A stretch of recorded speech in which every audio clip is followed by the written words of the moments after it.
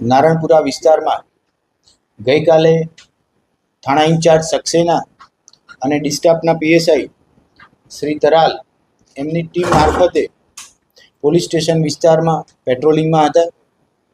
એ દરમિયાન ખાનગી રાહે એવી બાતમી મળી કે આદર્શનગરના વિસ્તારના કોઈ એક મકાનમાં 4-5 માણસો ભાડે રાખી મકાન અને ઓનલાઈન ગેમિંગ કે ઓનલાઈન જુગાર રમાડી રહેલા છે। બાતમી વેરીફાઈ કર્યા બાદ ડિસ્ટાફ પીએસઆઈ એયુ તરાલ અને સર્વેલન્સ સ્ક્વોડના અન્ય પોલીસ કર્મચારીઓ દ્વારા જગ્યા ઉપર રેડ કરવામાં આવી। જગ્યા ઉપરથી 5 આરોપીઓને પકડી લેવામાં આવેલા છે। તેમની પાસેથી એક લેપટોપ, એક રાઉટર, 40 અલગ અલગ બેંકના ડેબિટ કાર્ડ, 17 અલગ અલગ કંપનીના મોબાઈલ ફોન અને 20 જેટલા અલગ અલગ કંપનીના સિમ કાર્ડ બરામદ કરવામાં આવેલા છે।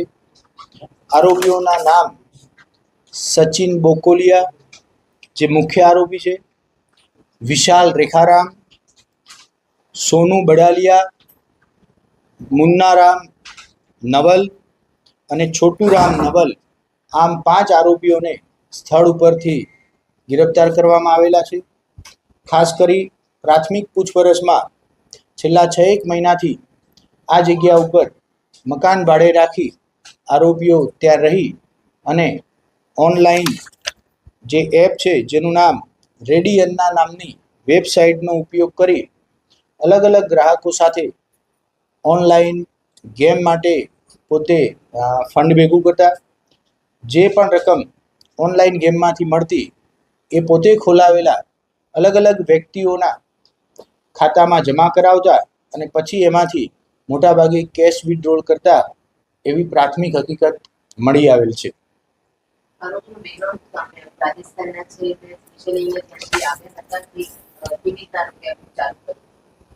પાંચે આરોપી રાજસ્થાનના રહેવાસી છે।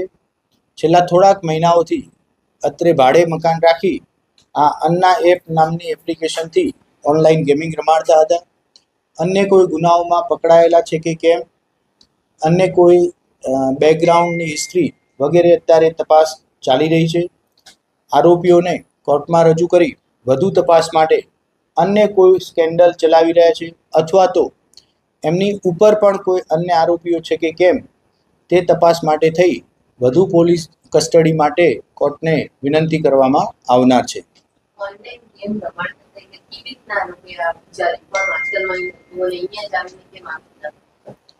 પાંચે આરોપીઓમાં વિશાલ ઓમ પ્રકાશ બોકોલિયા છે, એ આ બધાનો મેનેજર કે જે ઓનલાઈન ગેમિંગ માટે આ લોકોને અહીંયા મદદ માટે લઈ આવેલો હતો। ખાસ કરી ક્રિકેટ, વોલીબોલ, ફૂટબોલ જેવી આઈડી આપી અને ગ્રાહકોને એની ઉપર ઓનલાઈન ગેમ રમાડી અને એમાંથી પૈસા એમના પોતાના ખાતાઓમાં જમા કરાવતો હતો।